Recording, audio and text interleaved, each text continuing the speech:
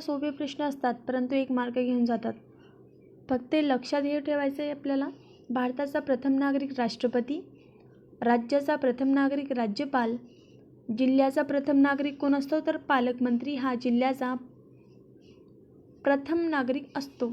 शहराचा प्रथम नागरिक आहे महापौर. एकदा पुन्हा वाचून घेऊ. भारताचा प्रथम नागरिक राष्ट्रपती, राज्याचा प्रथम नागरिक राज्यपाल, जिल्ह्याचा प्रथम नागरिक पालकमंत्री आणि शहराचा प्रथम नागरिक असतो महापौर. हे लक्षात ठेवा बरं. चला मग व्हिडिओ सुरुवात करूया. प्रश्न क्रमांक 1. भारतीय राज्यघटना. प्रश्न क्रमांक 1. भारतीय राज्यघटना केव्हा अंमलात आली? 26 जानेवारी 1949. प्रश्न क्रमांक 2 आपल्यासमोर आहे. भारतीय राज्यघटनेचे जनक कोण आहेत? बघा, आपण भारतीय राज्यघटनेचे जनक डॉक्टर बाबासाहेब आंबेडकर यांना मानतो. प्रश्न क्रमांक 3 आपल्यासमोर आहे. राज्यघटनाचे मसुदा समितीचे अध्यक्ष कोण होते? बघा, तर बघा, राज्यघटनेचे मसुदा समितीचे अध्यक्ष होते डॉक्टर बाबासाहेब आंबेडकर. लोह पुरुष म्हणून आपण कोणाला ओळखतो? सरदार वल्लभभाई पटेल.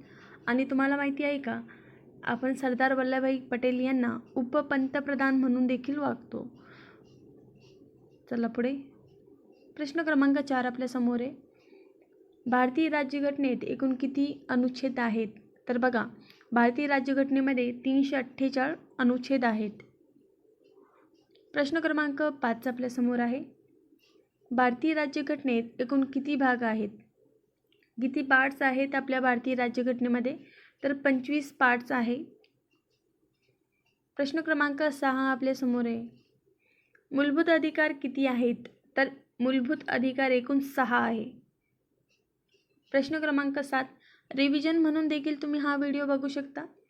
प्रश्न क्रमांक 7 आहे. शिक्षणाचा अधिकार कोणत्या अनुच्छेदात आहे? बघा, शिक्षणाचा जो अधिकार आहे अनुच्छेद 21 आहे, परंतु पुढचे जे ए आहे ते लक्षात ठेवा, 21A. चला पुढे. पुढील प्रश्न क्रमांक 8. प्रश्न क्रमांक 8 आपल्या समोर आहे. बघा, समानतेचा अधिकार कोणत्या अनुच्छेदात आहे? समानतेचा अधिकार कोणत्या अनुच्छेदामध्ये आहे? तर अनुच्छेद 14. प्रश्न क्रमांक 9 आपल्या समोर आहे. धर्म स्वातंत्र्याचा अधिकार कोणत्या अनुच्छेदात आहे? तर धर्म स्वातंत्र्याचा अधिकार आहे बघा, अनुच्छेद 25, कलम 25. प्रश्न क्रमांक 10 आपल्या समोर आहे. मूलभूत कर्तव्य कोणत्या देशाकडून घेतले आहे? आपण मूलभूत कर्तव्य जे आहेत तर कोणत्या देशाकडून घेतलेले आहे? रशिया या देशाकडून आपण मूलभूत कर्तव्य घेतलेले आहेत. समजलं? चला पुढे. प्रश्न क्रमांक 11. भारताची राजभाषा कोणती आहे? भारताची राजभाषा आहे हिंदी. प्रश्न क्रमांक 12. राष्ट्रपतीचा कार्यकाळ किती वर्षाचा असतो? तर राष्ट्रपतीचा कार्यकाळ 5 वर्षाचा असतो. 5 वर्षापर्यंत आपल्या पदावर राहू शकतात. प्रश्न क्रमांक 13. लोकसभेचा कार्यकाळ किती वर्षाचा असतो? तर 5 वर्षाचा लोकसभेचा कार्यकाळ असतो. प्रश्न क्रमांक 14 आपल्या समोर आहे.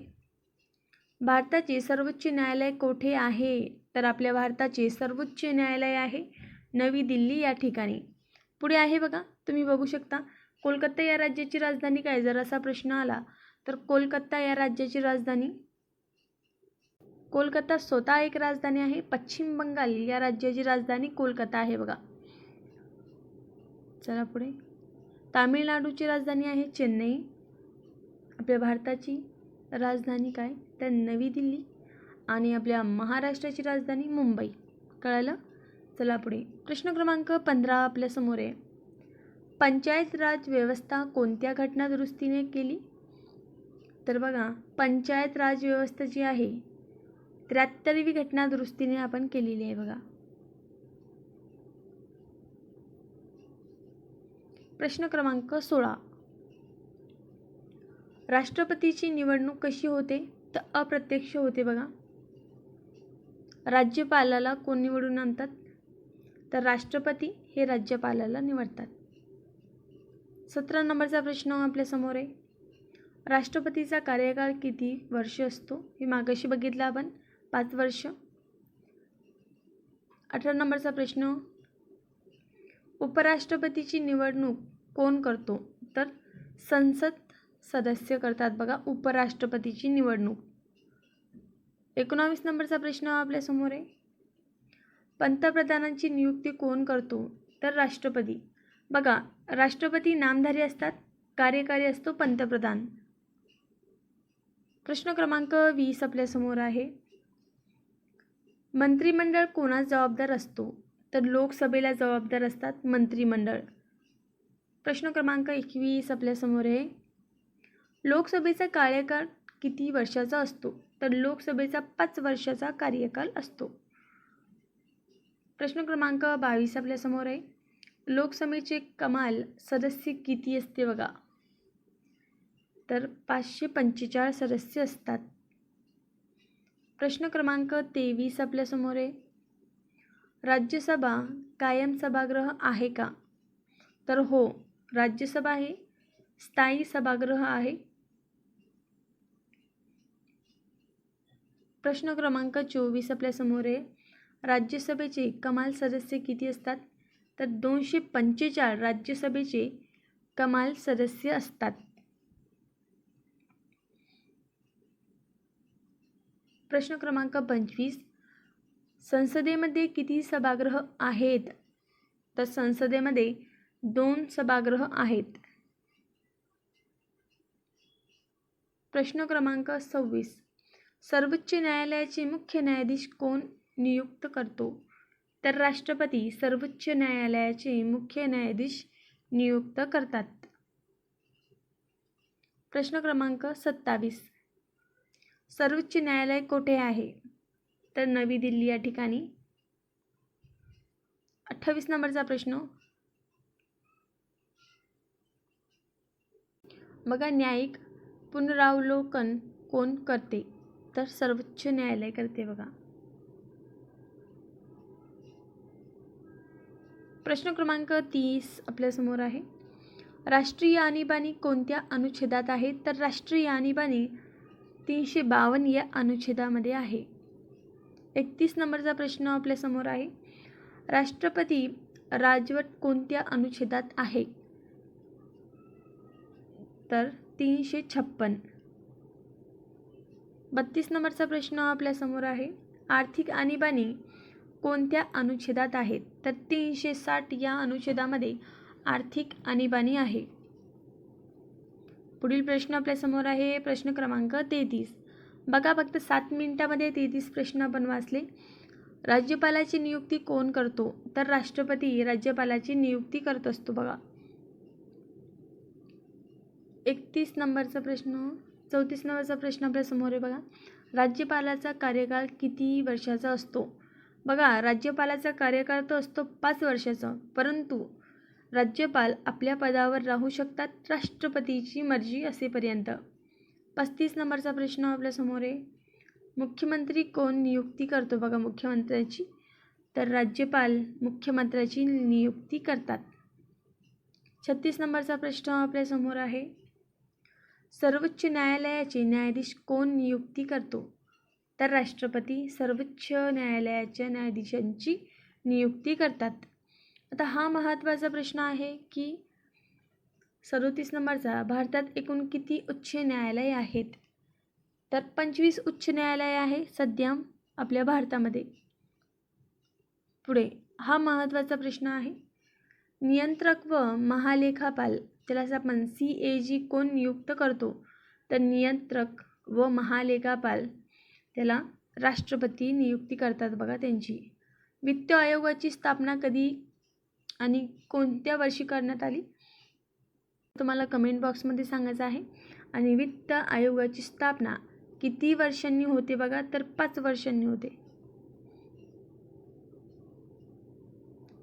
40 नंबरचा प्रश्न, भारत निवडणूक आयोग कोणत्या अनुच्छेदात आहे? तर 324.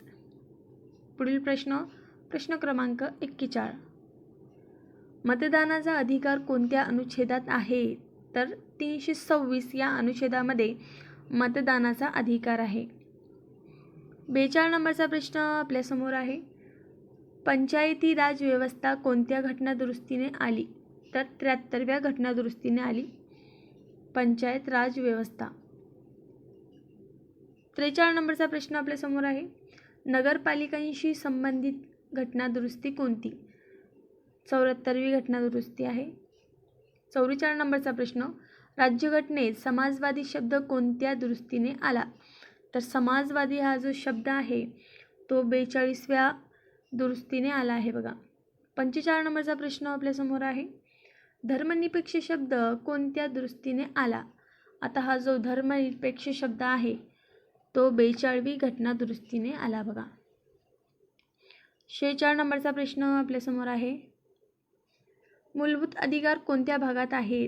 तर 3ऱ्या भागामध्ये आहे मूलभूत अधिकार. ठीक आहे. 47 नंबरचा प्रश्न रिव्हिजन म्हणून तुम्ही हा व्हिडिओ बघू शकता, कारण की प्रत्येकाची एक्झाम आता जवळ आलेली आहे. पोलीस भरती असो, जिल्हा न्यायालय, उच्च न्यायालय. 47 नंबरचा प्रश्न आपल्यासमोर आहे. राज्य धोरणाची मार्गदर्शन तत्त्वे कोणत्या भागात आहे? तर 3 नंबरचं योग्य ठरेल. 48 नंबरचा प्रश्न आपल्यासमोर आहे. राज्यघटनेची प्रस्तावना कोणत्या देशातून प्रेरित आहे? तर फ्रान्स या देशातून प्रेरित आहे बघा. 49 नंबरचा प्रश्न आहे. भारतीय संघराज्य संकल्पना कोणत्या देशावर आधारित आहे? तर कॅनडा. 50 नंबरचा प्रश्न आपल्यासमोर आहे. राज्यसभेचे सभापती कोण असतात? तर उपराष्ट्रपती राज्यसभेचे सभापती असतात. 51 नंबरचा प्रश्न आपल्यासमोर आहे.